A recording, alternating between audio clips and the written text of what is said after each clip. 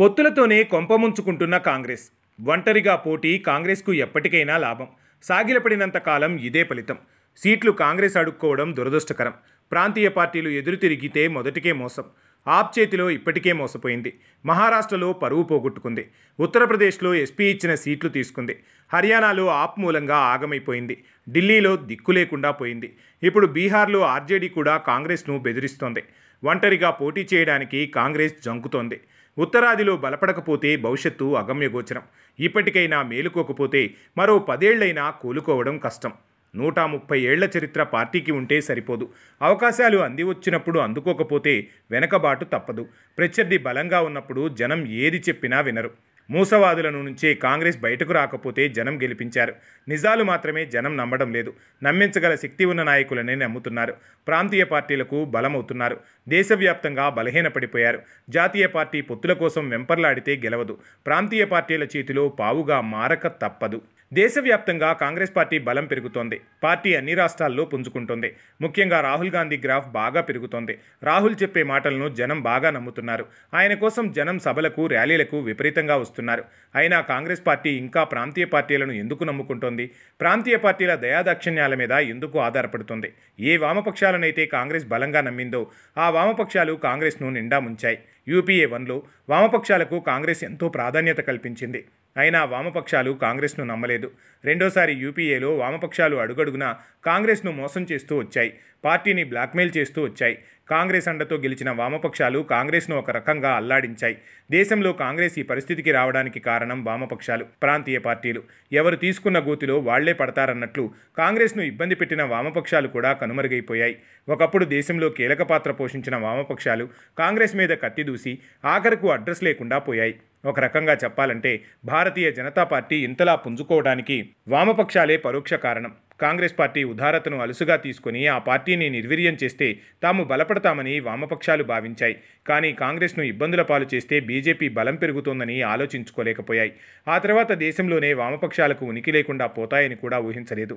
కాంగ్రెస్ అధికారంలో ఉన్నంతకాలం ప్రభుత్వం మీద నిరసనలు, ధర్నాలు, బందులు చేపట్టేవి. మరి ఇప్పుడు 11 ఏళ్లుగా నోరు విప్పడానికి కూడా వామపక్షాలు ధైర్యం చేయలేకపోతున్నాయి. కూర్చున్న చెట్టు కొమ్మ నరుక్కున్న వామపక్షాల పుణ్యమా అని కాంగ్రెస్ గడ్డు రోజులు తెచ్చుకుంది. ఇప్పటికైనా కాంగ్రెస్ పార్టీ తేరుకోవాల్సిన అవసరం ఉంది. 130 సంవత్సరాల చరిత్ర ఉందని చెప్పుకోవడం కాదు, అప్పటి రాజకీయాలను చూపించే శక్తి తెచ్చుకోవాలి. రాజులైనా, రాజ్యాలైనా పట్టాభిషేకమే కీలకం. రాజకీయాలైనా, నాయకులైనా పదవులే ముఖ్యం. ఈ విషయం రాహుల్ గాంధీ పదే పదే మర్చిపోతున్నాడు. గజనీలాగా ఎన్నిసార్లు దండయాత్ర చేశాడన్నది ఆదర్శం ఎప్పటికీ కాదు. విఫల ప్రయత్నాలు ఎన్నిసార్లు చేసినా ఉపయోగం లేదు. అవకాశాలను అందిపుచ్చుకోలేని వారు నాయకులుగా పనికిరారు. ప్రజాసేవ అనేది పదవుల్లో ఉన్నప్పుడే ఎక్కువ చేయగలరు, విస్తృతమైన సేవ చేయగలరు. నిజం చెప్పాలంటే రాహుల్ గాంధీ 2009లోనే తప్పటడుగు వేశారు. 2004లో కాంగ్రెస్ పార్టీ అధికారంలోకి వచ్చింది. సోనియా గాంధీ ప్రధాని కావాలనుకున్నారు, కాలేకపోయారు. 2009లో కూడా ప్రజలు కాంగ్రెస్కు అవకాశం ఇచ్చారు. రాహుల్ గాంధీ చేజేతులా దాన్ని జార విడుచుకున్నారు. ఆనాడు ప్రధానిగా పనిచేసి 5 ఏళ్లు పాలన చేసి తర్వాత ఓడిపోయినా మాజీ ప్రధాని అనే గౌరవం ఉండేది. కష్టపడకుండానే అన్ని అవకాశాలు అందినప్పుడు జార విడుచుకోవడం అంత మూర్ఖత్వం మరొకటి లేదు. మంత్రి పదవి వద్దన్న రాహుల్ గాంధీ ఈ 11 సంవత్సరాల్లో ఏం సాధించారు? రాజకీయాల్లో ఏం అవగాహన చేసుకున్నారు? తాను ప్రధాని అయితే ప్రజలకు ఏం చేయగలను అనేది కూడా ఆయన ఇప్పటికీ చెప్పలేకపోతున్నారు.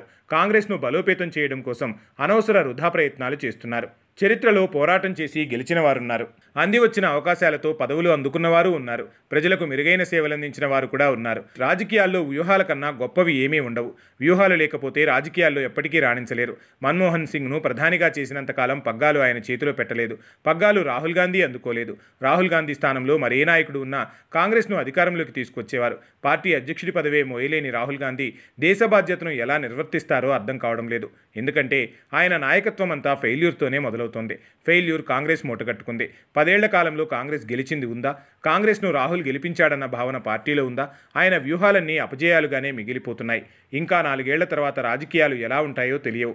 ఈసారి కూడా రాహుల్ గాంధీ తన పందాను మార్చుకోలేకపోతే దేశంలో కాంగ్రెస్ ప్రజలకు మరింత దూరం అవ్వడం ఖాయం. దేశంలో ప్రజలు బీజేపీని గెలిపిస్తున్నారంటే ప్రజలకు మరో ప్రత్యామ్నాయం కనిపించడం లేదు. రాహుల్ గాంధీ మీద ప్రజలకు నమ్మకం కుదరడం లేదు. ఇప్పటికీ రాహుల్ విషయంలో చిన్నపిల్లల చేష్టలే ఎక్కువ కనిపిస్తున్నాయి. ఇది మానుకోవాలి. హుందాగా రాజకీయాలు చేయడం అలవరుచుకోవాలి. ముఖ్యంగా ఇప్పటికైనా సరే ప్రాంతీయ పార్టీలకు దూరంగా ఉండాలి. ఎన్నికల తర్వాత పొత్తులకు పోవాలే తప్ప ఎన్నికలకు ముందు పొత్తులే కాంగ్రెస్ను నిండా ముంచేస్తున్నాయి. ఒక్కసారి గత 5-6 ఏళ్లుగా కాంగ్రెస్ పార్టీ వ్యవహారం చూస్తుంటే ప్రాంతీయ పార్టీలను నమ్మి బొక్కబోర్లా పడుతూ వస్తుంది.